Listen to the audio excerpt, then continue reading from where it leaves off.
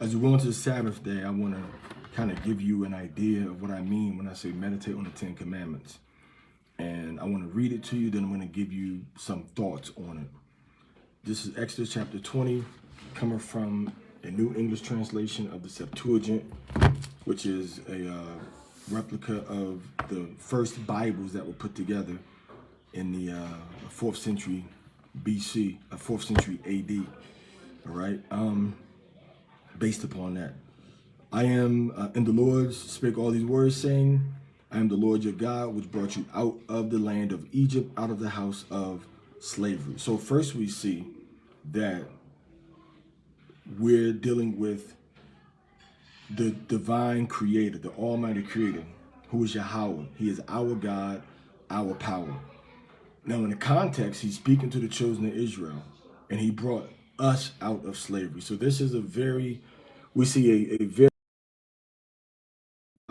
definition of who he is. I'm your God. I brought you out of Egypt. So he delivered us from slavery.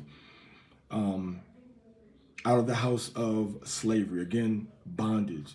So the liberation and the slavery of our people was done under the authority, the power of Yahweh God Almighty. He loved us that much, and he delivered us. He didn't deliver the other nations from what they were in as a nation, but he did deliver us. Okay? You shall have no other gods besides me. First we see him just proclaiming his authority over us, claiming us as his own. I am Yahweh, your God. I brought you out of slavery. Meaning what? I'm going to be there for you. Your people, your nation, rely on me. Do not have any other gods besides me. Now in the Hebrew, it said before my face, which means out of all creation. All right, so we cannot put anything else before him. Job, money, spouse, children, situation. We have to put everything after him, and we can't worship anything besides him. And he makes that clear in the next part. But we have to respect, honor, and obey him. He is our God. There's no other God. We don't mix him with the other gods of any other nation or put any other title or name on him to try to match what some other nation is doing. Verse 4 says, you should not make for yourself an idol or likeness of anything, whatever is in the heaven above, or whatever is in the earth beneath, or whatever is in the water beneath the earth. You shall not do obeisance to them, nor are you to serve them. For I am the Lord your God, Yahweh your God, a jealous God, repaying sins of fathers upon children up to the 3rd and 4th generation of those that hate me, and doing mercy unto thousands of them who love me and keep my commandments. Now what this means is that Solomon, when he built the temple, they had pomegranates on there. They had like palm trees, and they had cows at the laver outside the main part of the temple. So this is not saying don't make sculptures. This is saying don't make sculptures and bow down to them. Your ID is a picture, all right? But don't do things and don't make images and bow down to them.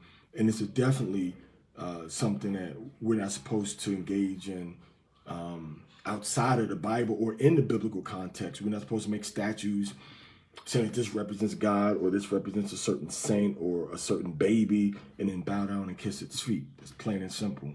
So have the utmost respect for Yahweh. We don't bow to anything. We don't bow to a meteorite in the Middle East and kiss a rock. We don't do any of those things. Now he says that he is going to punish the sins to the 3rd and 4th generation. Is that talking about regeneration? It's a meditation I'm giving you. But those that obey his commandments, he shows mercy for thousands of generations. Now, you shall not take the name of the Lord your God in vain, for the Lord will never acquit the one who takes his name in vain. We're supposed to respect, uphold, and honor, the name of the Creator. That 4-letter name, YHWH. Whether people say Yahuwah, Yahweh, Yahweh, Yehovah, they say it different ways. But the point is that name must be handled with the utmost respect. And you have to mean it when you say it. And when you say something in his name, representing his name, or you say you represent him, you better be impeccable. Point blank. You better be impeccable and you better be upright. That's what that means. So don't claim to be a follower of any of the prophets in the Bible if you're not following what the Father has commanded us to do.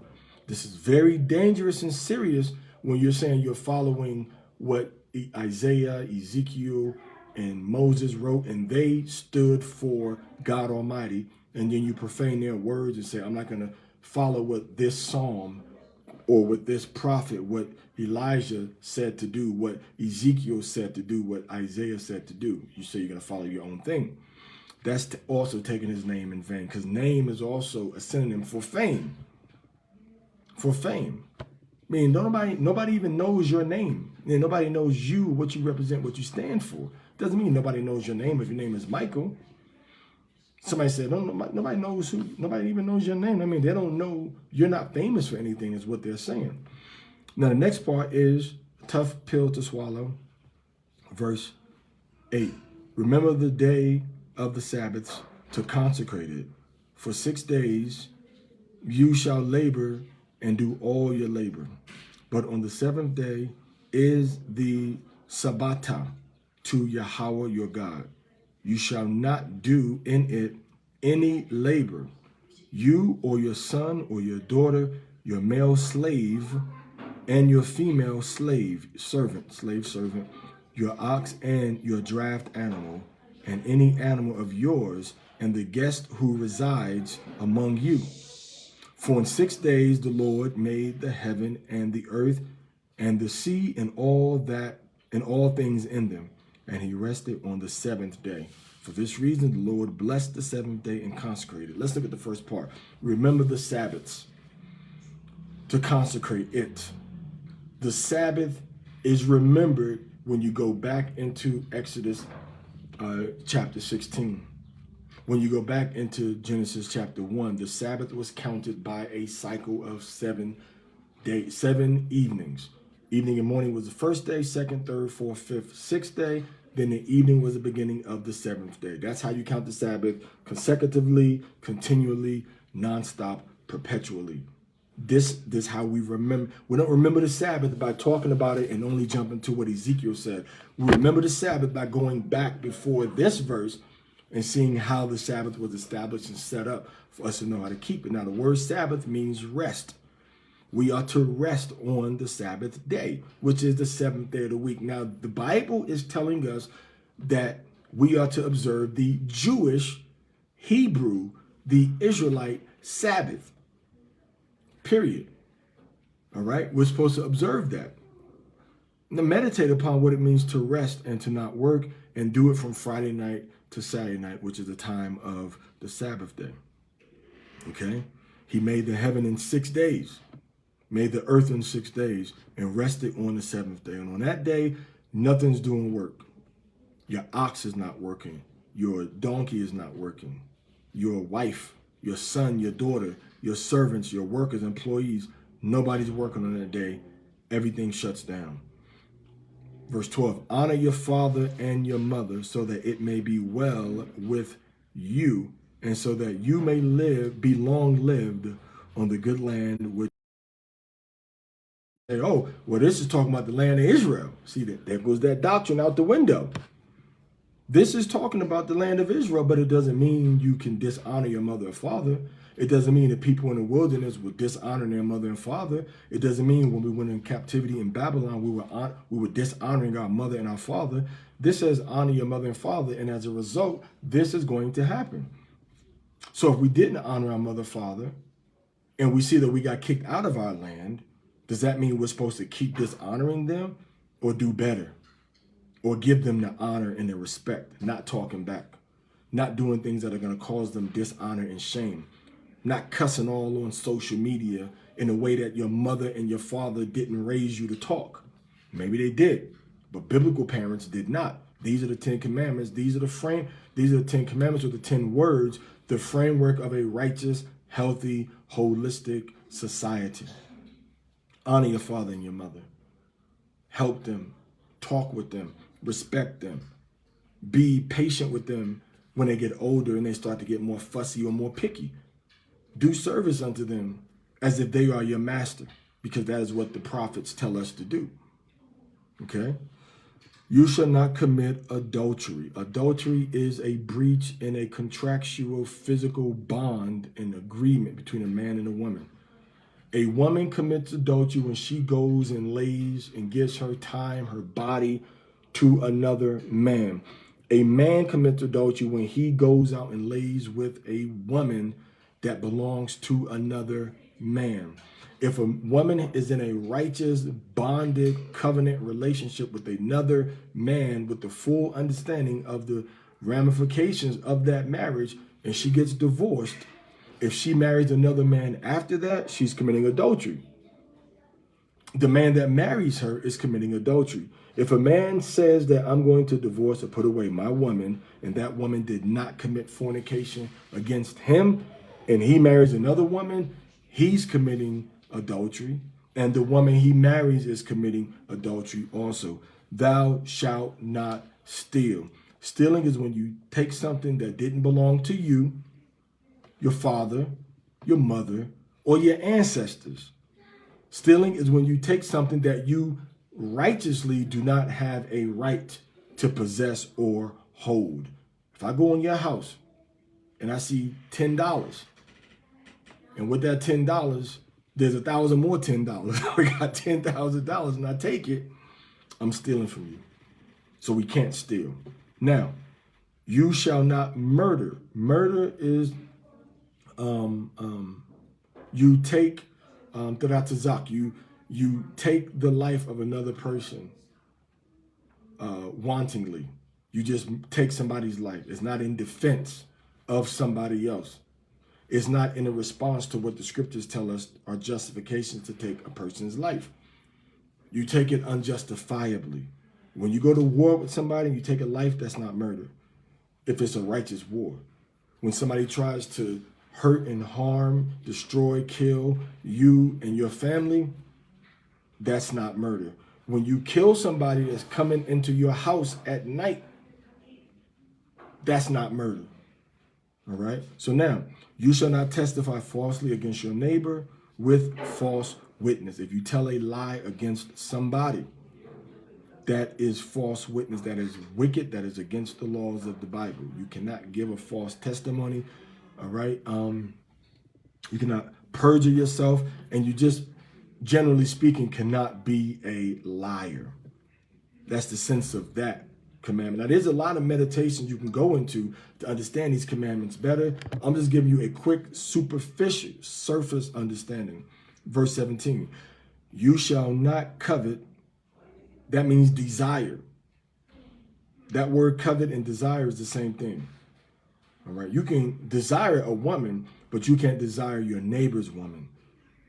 You shall not covet or desire your neighbor's wife.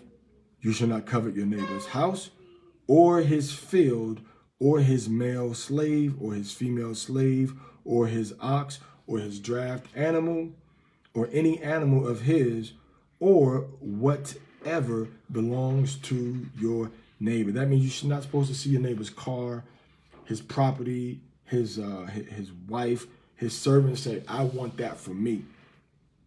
It doesn't say you cannot want the same thing that he has for yourself from someplace else. It says you're not supposed to covet what he has. Like, I want his car. Give me that car. Why? Because that leads to theft. So if you see what my neighbor's got, man, that's a nice pair of shoes. Are they comfortable? Yeah, I'm going to go get me some. That's not coveting.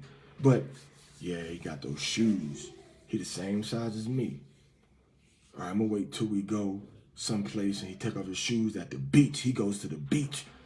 Every first day of the week, he goes to the beach. So when he goes to the beach, he's going to wear those shoes or wear those sandals. I'm going to take them. That's coveting. If you say, where you get those shoes from, brother?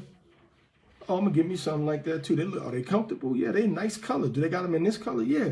Okay, I'm going to get some. That's not coveting your neighbors. That's not wanting it for yourself or for you or for somebody else. That's his. Don't covet or desire another person's property, belongings, right? Or another person's wife or servants. Yeah, I want this woman, this worker for me. Yeah, don't leave him and come over here with me. That's wicked.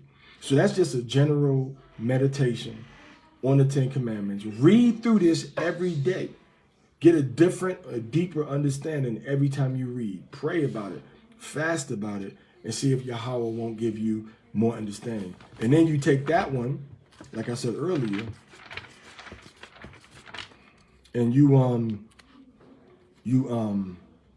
combine it with not Proverbs chapter 18, but you combine it with Proverbs chapter 15, verse 1. Anger destroys even the prudent. Yet a submissive answer turns away wrath, but a harsh word stirs up anger.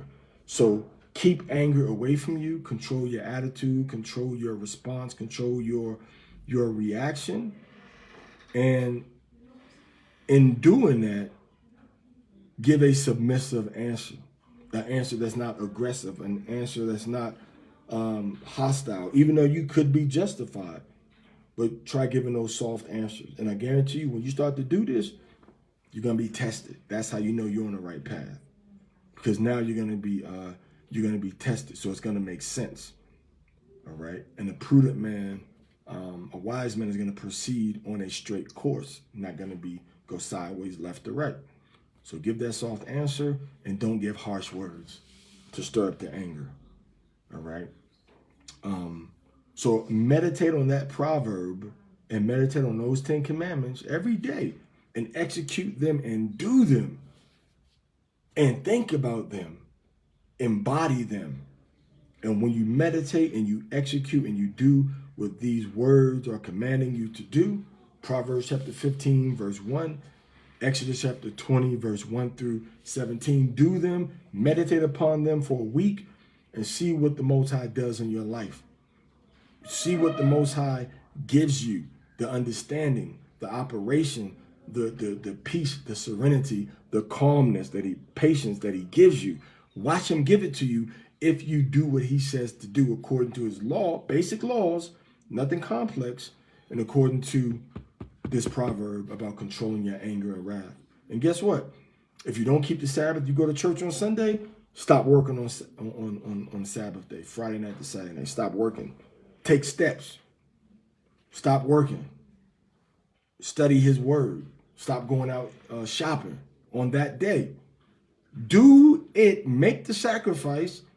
Face the challenge for 1 week and see what happens in your life. And I guarantee you, you will see the spiritual growth, the spiritual benefit, and you will see and feel yourself getting closer to the Father. Guaranteed. Do it and see what happens. Shalom.